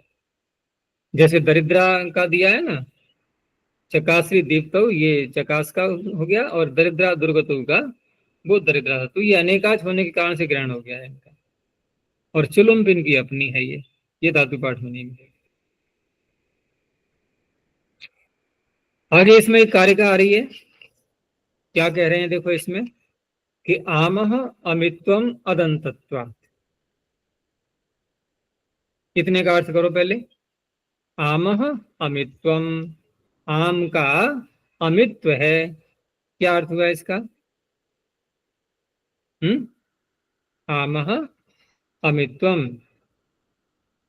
अर्थात आम प्रत्यय जो यहाँ पर है, प्रश्न यहाँ ये है, पहले प्रश्न को देखेंगे कि आपने आम प्रत्यय किया और आम को हलंत मान करके बोल रहे हैं कि आम में हलंत्यम से इत संज्ञा प्राप्त हो रही है। ये कोई विभक्ति तो है नहीं जो आप न विभक्ति तस्मा से निषेध कर पाएंगे। तो आम के अगर मकार की संज्ञा कर दें हलंत्यम से, लोप करते हैं तस्लोपा से, तो आ ही तो बचेगा। तो आ बचा करके आप बना लेंगे रूप ये जो बन रहे हैं, ये तो बनेंगे नहीं शब्द। तो कहा कि आम अमित्वम, आम का अमित्व है। तो कह तो दिया अमित्व है, यानी कि मकार की संज्ञा नहीं होती। अमित्व का तात्पर्य क्या हुआ? मित्व होना मित्व, मित्व नहीं होना अमित्व। शब्द की भ्रांति मत पड़ाना। अमित्व का तात्पर्य मित संज्ञक, यानी कि मित नहीं होना, मकार की संज्ञा न होना, ये है यहाँ पर। तो ऐसे कैसे आपकी कथन मान कैसे लें हम? क्यों नहीं होगी मकार की संज्ञा, वो तो बताओ जब मकार अंत में आ रहा है। तो कहा अदंतत्वात्, ये उसका उत्तर है। अर्थात ये आप जो समझ रहे हो आम हलंत, हलंत नहीं है, ये अकारांत है। अब अगला प्रश्न और आएगा, फिर बताओ कौन सा आ रहा है। कार्यक्रम मत देखो, ये इस उत्तर को सुनकर के प्रश्न उठेगा नहीं। आम को हमने मान लिया अकारांत, तो सूत्र की रचना देखना जरा। आम अमंत्रे, तो प्रारंभ का जो व्याकरण का पढ़ने वाला दीर्घ करके बनाएगा आमा मंत्रे, सूत्र तो ऐसा है नहीं। ये प्रश्न उठेगा नहीं, इसका उत्तर बाद में देंगे, अभी नहीं दिया है, अभी और बातों पर विचार करना है। तो कहा कि अदंत होने से मकार की संज्ञा नहीं होगी, एक तो ये बात हो गई।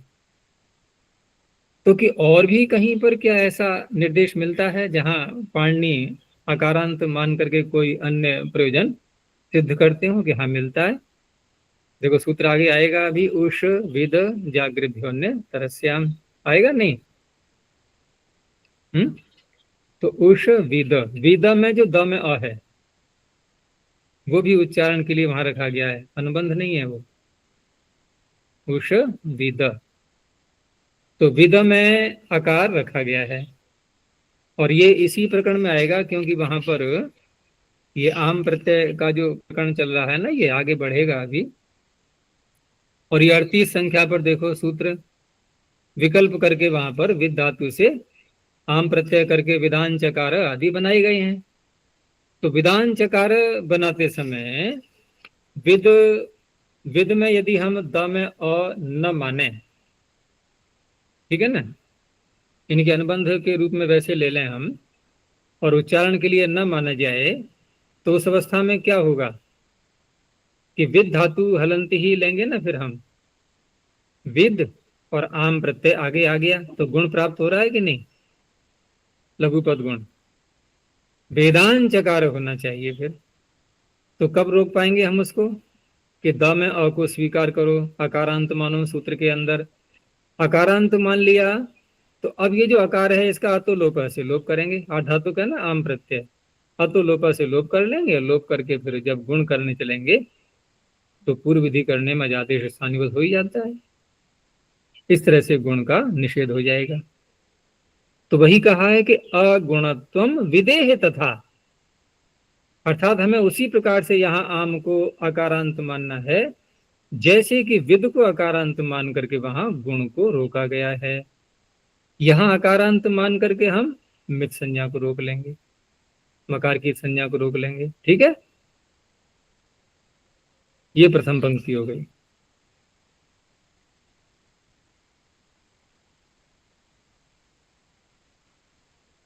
और आगे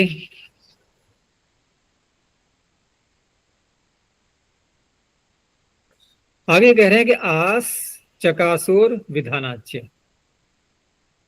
आस सकुशा हो गया है। और इसमें भी दो प्रकार के पाठ मिलते हैं। एक तो है आस चकासो, जैसा कि इसमें कारिका में दिया हुआ है, लेकिन ये पीडीएफ फाइल में देखो यहाँ है आस कासो हो। और पद्मंजरीकार ने भी यही पाठ स्वीकार किया है, आस कासो हो। और उन्होंने आगे और क्या जोड़ा है, आम विधानाच्य। इसमें देखो आम शब्द नहीं है, आश चकासुर विधानाच्य। तो पहले हम आम मान करके इधर कास मानते हुए अर्थ करते हैं कि आस कासो आम विधानाच्य।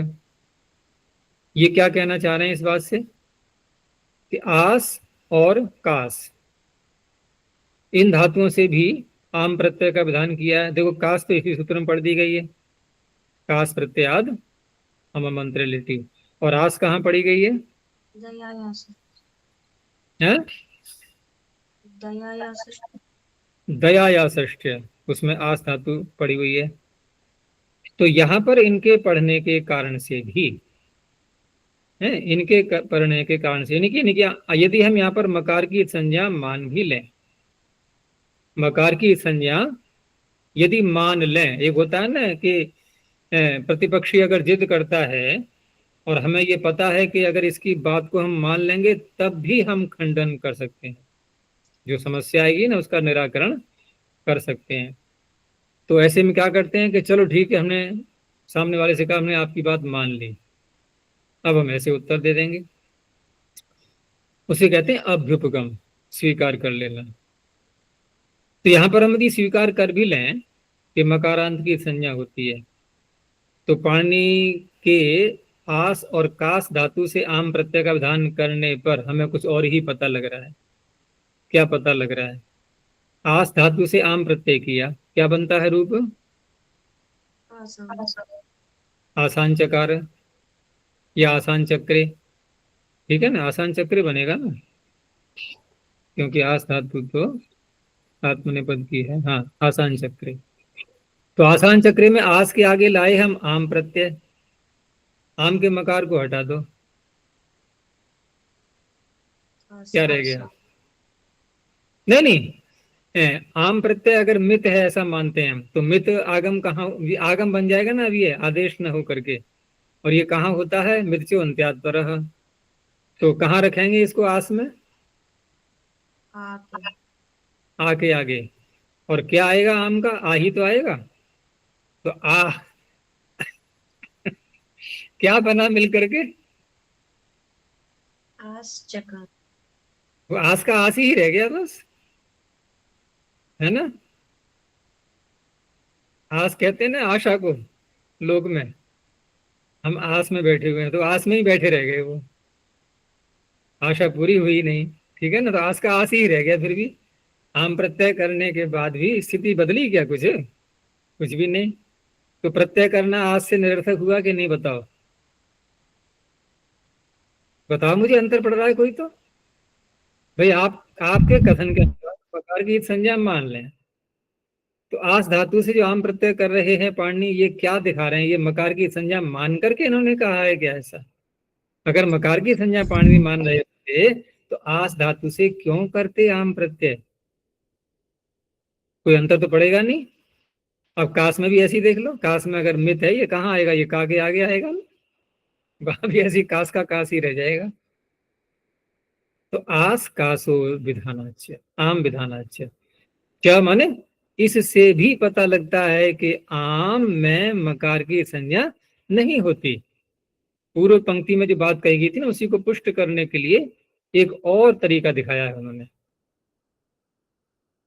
अब जो एक प्रश्न रह गया था कि आम अमंत्रे बनना चाहिए, आमा मंत्रे, तो ये क्यों नहीं बना? तो कहा पर रूपम कतंतवत। ये तो सामान्य सी बात है, कतंत शब्द जैसे बनता है। कतंत है ना, सर्वत्र लोहितादि, पूरा करो, सर्वत्र लोहितादि कतंतेभ्यः। तो कतंतेभ्य, यहाँ कतंत शब्द का प्रयोग किया है कि नहीं? और जबकि है क्या वहां पर? कत अंत। तो जैसे वहां पर रूप प्रयोग हो रहा है कतंत में, कत अंत कतंत। और वो भी सुना होगा, बहुत प्रसिद्ध वार्तिक है, शकंध्वा दिशु पर रूपम वाच्यम। शक अंधु शकंधु शकांधु नहीं बनता ना, तो ऐसे यहाँ पर है। इसमें क्या समस्या है? आम आमंत्रे पर रूप करके आम आम आमंत्रे बन गया। वो तो समझ है, कोई याद है, ऐसा प्रश्न नहीं है जो परेशान करे। तो पर रूपम कतंतवत, पर रूप ऐसे हो जाएगा। तो इस तरह से पूरा निर्णय क्या हुआ अंत में जाकर के, पूरी कारिका पढ़ करके, कि यहाँ जो आम है ये अकारांत है, ठीक है ना, इसलिए मकार की संज्ञा का कोई प्रश्न उठता ही नहीं। और कोई अगर जिद करता है कि नहीं मकार की संज्ञा होती है, हम हलंत मानेंगे इसको, तो उस अवस्था में फिर कास और आस धातु से आम प्रत्यय का जो विधान करना है वो निरर्थक हो जाता है, का कोई लाभ नहीं होगा। यह है तात्पर्य।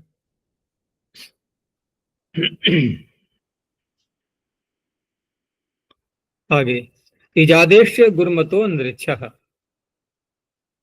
अब देखो पीछे हमें ये ध्यान रखना है कि आम प्रत्यय जिनसे कहा गया है वो तो प्रत्यांत, कास्त तो एक अलग हटा दो, कास्त धातु एक एक केवल अकेली धातु हो गई, लेकिन जो व्यापक शब्द है उसमें वो है प्रत्यांत।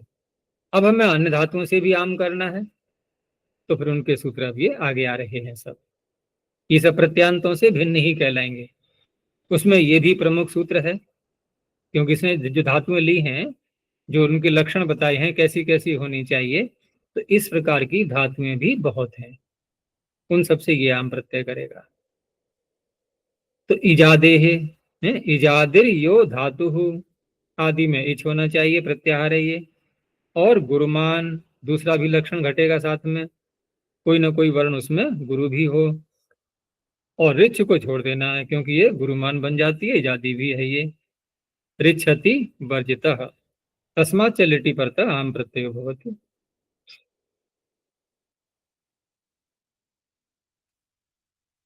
तो ईह चेष्टायाम ऊह वितर्के, ये दोनों धातुएं इस प्रकार से उदाहरण के रूप में लेकर के, ईहान चक्रे और ऊहान चक्रे। अब यहाँ उस सूत्र को लगाएंगे, वो जो बात हो रही थी ना पीछे आत्मनिपद करने के लिए, आम प्रत्ययवत क्रियोनुप्रयोग से, यहाँ लग जाएगा। अब देखो प्रत्युदाहरण। तो इजादे रीति किम, तो तक्ष या रक्ष धातु गुरुमान तो है ही, संयोगी गुरु, लेकिन इजादी नहीं है। तो यहाँ तत्क्ष रक्षा में लिट लकार पर रहते भी आम प्रत्यय नहीं हुआ। गुरुमत इति किम, इजादी हो लेकिन गुरमान भी हो, दोनों बातें हैं। अब यहाँ पर यज धातु या वप धातु गुरमान है क्या? नहीं नहीं है। और इजादी है। कैसे है?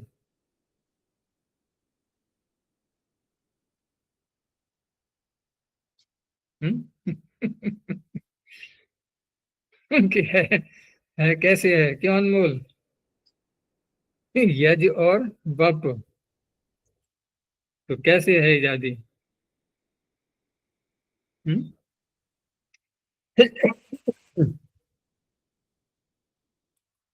देखो ये केवल एक उपलक्षण है?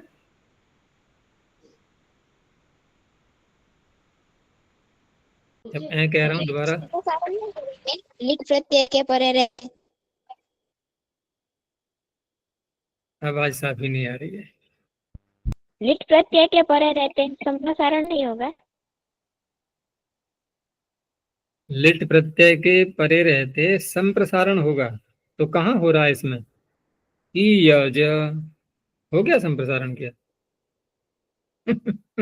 है? ऊ बापा हो गया संप्रसारण? कहाँ हो रहा है इसमें संप्रसारण?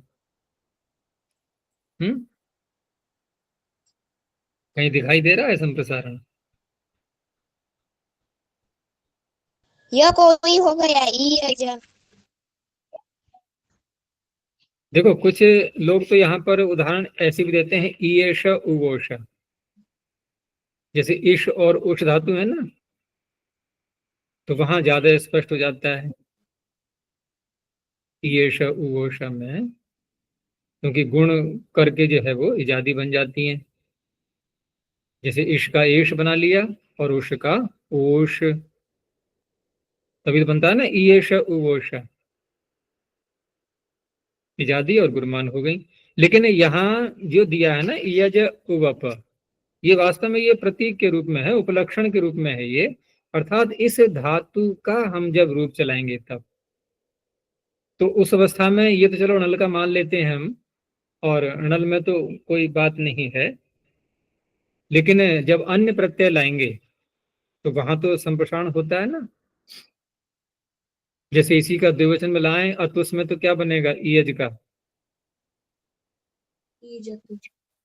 ई जतु हो, और ये भी ईयज और उवप ये जो दिया है ना, तो णल प्रत्यय को विकल्प से णित माना गया है ना, णलोत्तम होगा, क्योंकि ईयाज उवाप ये भी बनते हैं, और ईयज उवप उत्तम पुरुष का जो णल होता है वहां की बात कर रहा हूँ, णलोत्तम हुआ से। लेकिन जब प्रथम पुरुष का नल लाएंगे तब तो ईयाज ही बनेगा। ये जो दिया इन्होंने ईयज उवप, ये तो उत्तम पुरुष का नल का बनेगा, जिस पक्ष में वृद्धि नहीं होगी उस पक्ष में। लेकिन अन्य जो प्रत्यय लाएंगे हम, जो कि कित होते हैं, तो उस अवस्था में तो संप्रसारण होना ही है, तभी तो बनेगा ई जतु। तो उस अवस्था में देखेंगे हम तो इजादी मानी जाएगी ये, और वहां पर यदि हम गुरमत नहीं बोलेंगे, गुरमान नहीं बोलेंगे, तो संप्रसारण बन के यज का या वप का क्या बना, इज और उप। अब ये इजादी है लेकिन गुरमान नहीं है, ऐसे घटाना होगा, क्योंकि महावश में भी ये विषय आया हुआ है वहां पर, तो वहां भी ऐसे ही है, उपलक्षण मान करके केवल स्वीकार किया है उन्होंने व्याख्या करते समय। क्योंकि स्वयं यज उवप ये ऐसे नहीं है, क्योंकि यहाँ तो हम यज का और वप का ही प्रयोग कर रहे हैं, तो ये इजादी तो है ही नहीं इस अवस्था में, संप्रसारण करके ही बनेंगे, और संप्रसारण यहाँ होगा नहीं, नल में तो होगा नहीं संप्रसारण। अभ्यास में तो हो गया, अभ्यास में तो इसलिए होगा कि लिट्टे अभ्यास तो भैशाम सूत्र बैठा हुआ है, वो करेगा ना।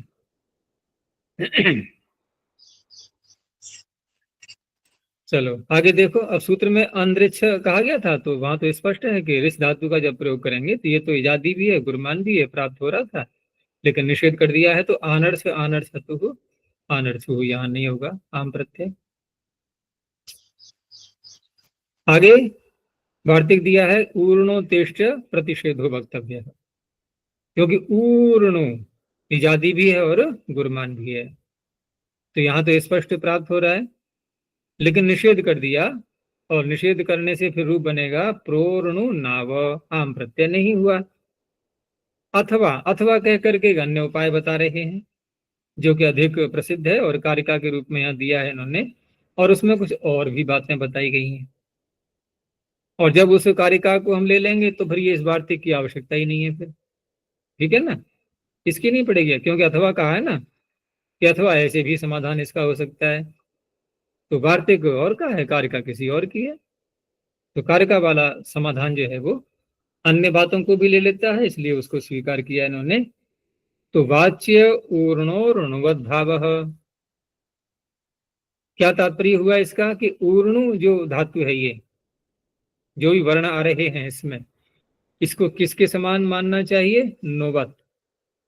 तो नु से तात्पर्य णु स्तुतौ, उसके समान मानना चाहिए, यानी कि नु तो एक अच वाली बन जाती है। अब ये ऊर्णु में दो अच हैं, पहली बात। दूसरा, अब ये इजादी नहीं रही, गुरमान भी नहीं रही, ठीक है ना, नु बन गया अब ये। तो ऊर्णु को अगर नु के समान मान लेंगे तो आम प्रत्यय की प्राप्ति होगी? अब नहीं होगी। ये तो ये हो गया समाधान।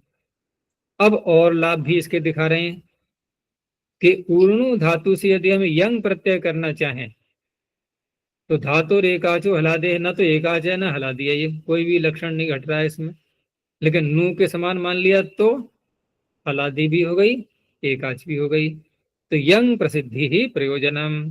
प्रयोजन क्या है नुवत भाव करने का? तो प्रयोजन गिना रहे हैं। अब उसमें एक तो प्रयोजन ये आएगा, ये आगे बताएंगे ना, अभी गिनाया कहा है इन्होंने। अभी तो लिए कहा कि इसको नु के समान मानना चाहिए। क्या क्या प्रयोजन सिद्ध होंगे? तो पहला प्रयोजन दिखाया यंग प्रत्यय कर लेना। तो क्या रूप बनता है इसका फिर? नोनु यते, नोनु येते, नोनु यन्ते। इस तरह से यंगंत प्रयोग भी मिलते हैं इसके। और अब दूसरा दिया कि आमश्च प्रतिषेधार्थम। अभी जो बात हो रही थी वार्तिक के द्वारा जो निषेध किया गया था, तो कहा कि नुवत भाव करने से आम प्रत्यय का भी प्रतिषेध हो जाएगा। ठीक है, अब आम प्रत्यय नहीं कर पाएंगे, तो प्रोर्ण नाव जो रूप पीछे दिखाया था वैसा ही बन जाएगा। दो हो गए। अब तीसरा दिया कि एकाचश्च, क्योंकि एकाच तो बन ही गई है और एकाच बन गई और नु के समान इसको स्वीकार ये कर लिया गया है। तो उससे तीसरा प्रयोजन ये भी सिद्ध हो जाएगा कि जब इससे हम निष्ठा प्रत्यय लाएं, यदि जैसे ऊर्णु धातु से निष्ठा प्रत्यय लाएंगे, तो पहले नु का देखो, नु से निष्ठा प्रत्यय, णु स्तव से निष्ठा प्रत्यय करते हैं तो क्या होता है? कुता प्रत्यय ले आए, ठीक है ना, तो उसका रूप क्या बनता है? नुतः नुतवान, नुतः नुतवान, ये रूप बनता है। इधर हमने ऊर्णु को भी नु के समान मान लिया, समान माना है, रूपादेश नहीं कर लेना है कहीं। अब ऊर्णु के आगे निष्ठा प्रत्यय आया, नु के समान माना है इसको। और ऊर्णु धातु सेठ है, ये इडागम की प्राप्ति हो रही है कि नहीं? अब नु के समान मानने से, नु के समान मानने से क्या होगा कि श्रीवकः किति, अब ये सूत्र लग जाएगा। श्रीवकः किति से यहां पर, क्योंकि जैसे श्रीवकः किति नु धातु में इट का प्रतिषेध कर देता है, वो भी सेठ है। तो जैसे वो इट का प्रतिषेध कर देता है, उगंत हो जाती है ना नु धातु, ऐसे ही यहां पर भी उगंत तो थी ये, लेकिन ये नु के समान तो नहीं थी, क्योंकि ये तो सेठ है। और यहां पर हम उसको रोक नहीं पाएंगे, क्योंकि उसमें उसकी भी साथ में प्रकरण चल रहा है ना, एकाच उपदेशी अणुदात्ता, और ये है दो अच वाली, तो यहाँ कैसे लग जाएगा वो? तो नु के समान मानने से ईडोपग्रह, उपग्रह का तात्पर्य यहाँ पर वो नहीं है जो आकाश में घूम रहे हैं। यहाँ उपग्रह का अर्थ है रोकना, इट का रोकना, इट का उपग्रह, इट का प्रतिषेध। इसके सिद्ध होने से, अब यहाँ पंचमी दिया ना, इसके सिद्ध होने से, इसके सिद्ध होने से क्या हुआ कि नुवत भाव है ऐसा पता लग रहा है। तो एकाचश्च इडोपग्रहात्, एकाच होने से ये सारी बातें, तीन प्रकार के प्रयोजन ये बन गए नुवत भाव करने से। और एकाच होने से इट का भी उपग्रह हो गया, क्योंकि एकाच की अनुवृत्ति उसमें आ ही रही है श्रीवकः किति में। ठीक है। आगे दया या षष्ठ, इसमें तीन धातुएं हैं, दय दान गति रक्षणेषु। इसके और भी दिए हैं धातु पाठ में, दय दान गति रक्षण हिंसा दानेषु। और अय गतौ, अय वाय पायम अय चय तय अणय गतौ, कई हैं एक साथ में। और आशा उपवेशने इत्येतेभ्यश्च लिटि परतः आम प्रत्ययो भवति। अब इनमें से किसी से भी प्राप्त नहीं हो रहा था, क्योंकि इसमें कोई भी इजादी नहीं है ना। गुरमान तो है एक आस, लेकिन इजादी वो भी नहीं है। तो दयान चक्रे, पलायन चक्रे, आसान चक्रे। पलायन में परा के रेप को लकार भी हो जाएगा। आगे है उषविद जागृभ्योन्य तरस्याम। इसमें जो 3 धातुएं हैं यहाँ विकल्प करके किया गया है।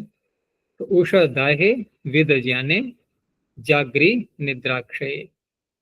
एतेभ्यो लिटि परतः अन्य तरस्याम आम प्रत्ययो भवति।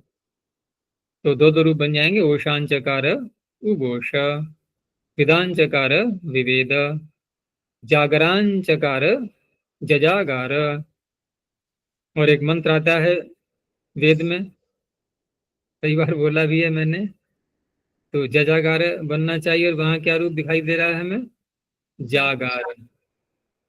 कौन सा मंत्र बताओ? 3 बार प्रयोग हुआ है जिसमें जागार शब्द का। यो जागार तम ऋचः कामयन्ते, यो जागार तमु सामान्यन्ति, यो जागार तम अयम सोम आह तवाहमस्मि सख्ये न्योकाः। बहुत प्रसिद्ध मंत्र है। तो वेद है, छांदस प्रयोग है, वहां द्वित्व नहीं किया गया है, कोई बात नहीं। तो जागरण चकार जजागार है। विद धातु के विषय में पीछे बताई था, आकारांत माना गया है इसको, ठीक है ना। तो फिर देखो स्मरण दिला रहे हैं कि विदेह अदंतत्व प्रतिज्ञानात् आमी गुणो न भवति, ठीक है ना। क्योंकि आकार का लोप करेंगे अतोलोप से, और वो स्थानीवत हो जाएगा। यह आकारांत होने से लाभ हो गया, तो गुण नहीं हो पाएगा, इसलिए विदान चकार बनेगा। धी ह्री भ्री हुआम श्लुवच्च, इसमें 4 धातुएं दी हैं। तो ये भी भये ह्री लज्जायाम डुभ्रे धारण पोषणयो हो, हु दाना दनयो हो। और भी अर्थ है उसमें, आदाने चेत्य के। तो इत्येतेभ्यो लिटि परतः आम प्रत्ययो भवत्यन्यतरस्याम श्लौ इव च अस्मिन् कार्यम भवति, ठीक है ना। ये तो प्रथमावृत्ति हमने सब देख ही लिया था, वही सारी बातें हैं इसमें। तो श्लू के समान कार्य होता है, वो कौन सा होगा कि किम पुनस्तत् के द्वित्वम इत्वम च। 2 बातें हैं, श्लू के समान मानने से द्वित्व भी हो जाएगा, और श्लू के समान मानने से जो इत्व होता है वो भी हो जाएगा यहाँ पर। तो इत्व करने वाला सूत्र कौन सा है? भ्रियामित, वो भी हो जाएगा। तो विभयान चकार विभाय, जिह्रयान चकार जिह्राय, विभरान चकार बभार, और जुह्वान चकार जुहाव। तो अब यहां तक जितनी भी धातुओं से ये आम प्रत्यय किया गया है, इसमें सबसे अधिक व्यापक सूत्र तो वही कहलाएगा, कास प्रत्यात। उसमें भी प्रत्यात शब्द ये सबसे अधिक व्यापक है। अन्य सूत्र में तो गिनती कर करके धातुएं लाई गई हैं, ठीक है ना, गिन गिन करके। तो इन सभी धातुओं से जो आम प्रत्यय किया गया है, उसके लिए ये सामान्य सूत्र आगे आया अंत में कि कृंचानु प्रयोजते लिटि, ठीक है ना। अब पीछे जो आम प्रत्यय किया गया है उसकी अनुवृत्ति यहां पर लाएंगे, लेकिन थोड़ा अध्याय भी करना पड़ेगा इसमें, क्योंकि अनुप्रयोज्यते ये कहा जा रहा है। तो क्यों कहा जा रहा है ये? क्योंकि जब आम प्रत्यय लाते हैं लिट लकार परे रहते, तो लिट लकार को तो आमह सूत्र हटा ले जाता है, वो उसका लोप करता है, तो रहा ही नहीं। अब हमें जब लाएंगे तो दोबारा प्रयोग ही तो कहलाएगा, इसलिए अनुशब्द कहा सूत्र में, अनुप्रयोज्यते। अनुप्रयोज्यते, तो किसका अनुप्रयोग होगा? अनुप्रयोग तो जो धातुएं आ रही हैं क्री भू अस, और ये प्रत्याहार के रूप में, यहाँ पर क्री जो शब्द है ना, ये प्रत्याहार है। इस प्रत्याहार में 3 धातुएं ली गई हैं, क्री भू अस। तो इनका तो होगा अनुप्रयोग, लेकिन अनुप्रयोग करने के पश्चात जब ये कहा जा रहा है कि लिट परे रहते, तो लिट का भी अनुप्रयोग हो गया। यद्यपि अनुप्रयोजते क्रिया तो इन्हीं को कह रही है, क्रियों के लिए, क्रिभुअस के लिए, लेकिन इनकी स्वीकृति कब मानी गई है कि जबकि लिट भी आगे होना चाहिए। तो इस कथन से स्वयं ही लिट भी आएगा। अब लिट को लाने के लिए कोई अलग से सूत्र नहीं लगाना है हमें। जिस लिट का लोप कर दिया गया था वो पुनः इसी सूत्र से उपस्थित हो जाएगा। तो आम प्रत्यय पश्चात, क्योंकि यहाँ पर अनुप्रयुक्त कहा है ना, क्रिय का अनुप्रयोग होगा, तो किसके पीछे होगा? तो पीछे से जो आम शब्द आ रहा था उसको पंचमी में बदलेंगे कि आम प्रत्यय पश्चात क्रिय अनुप्रयुज्यते लिटि परतः। क्रिय इति प्रत्याहारेण कृभ्वस्तयो गृह्यन्ते तत्सामर्थ्यात् अस्तेर्भूभावो न भवति। अब एक बात और भी आई कि आप क्रिय का अनुप्रयोग करेंगे और उसमें 3 धातुएं आ रही हैं, क्री भू अस, और जब अस धातु लाएंगे तो आगे आपने लिट का भी दोबारा ग्रहण किया, यहाँ पर लिट भी आना चाहिए। और लिट क्या है? आर्ध धातुक, और आर्ध धातु प्रत्यय होते हैं तो अस के स्थान पर अस्तेर्भू सूत्र लगना चाहिए, ठीक है ना। तो अस्तेर्भू लगेगा जब, और धातुएं हमने प्रत्याहार में कितनी ली? क्री भू अस, और अस को ही भू कर दिया, तो 2 ही तो रह गए। तो प्रत्याहार की क्या आवश्यकता रही फिर? प्रत्याहार सिद्ध कहाँ हुआ? ये प्रत्याहार में जिन 3 का ग्रहण किया वो 3 है कहाँ? अब आप उसको सर्वत्र भू करते जाओगे और भू स्वयं भी ग्रहण किया गया है इसमें, इसीलिए कहा तत्सामर्थ्यात्। तत्सामर्थ्यात् का तात्पर्य प्रत्याहार सामर्थ्यात्। प्रत्याहार में 3 है, क्री भू अस, इसके सामर्थ्य से अस धातु अस के ही रूप में रहेगी, उसको भू आदेश नहीं होगा, भू भावो न भवति। इसलिए अब 3 का प्रयोग मिल जाता है। मैं पाचयान चकार, पाचयाम बभूव, पाचयाम आस है।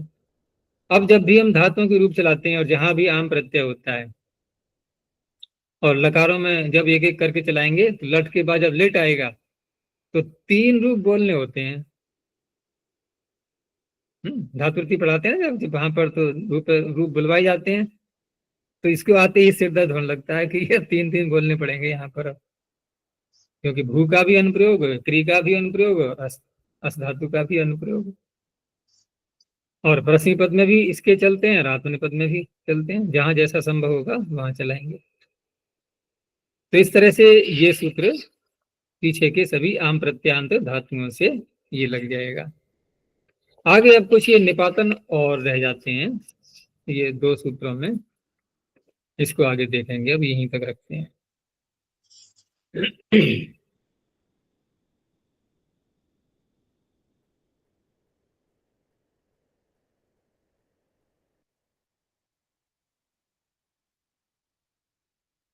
प्रणव ध्वनि ओ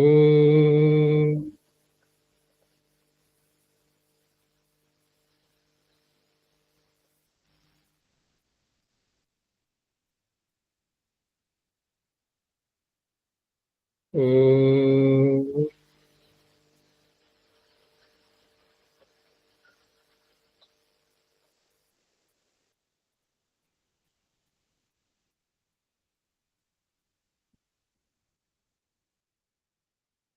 ओ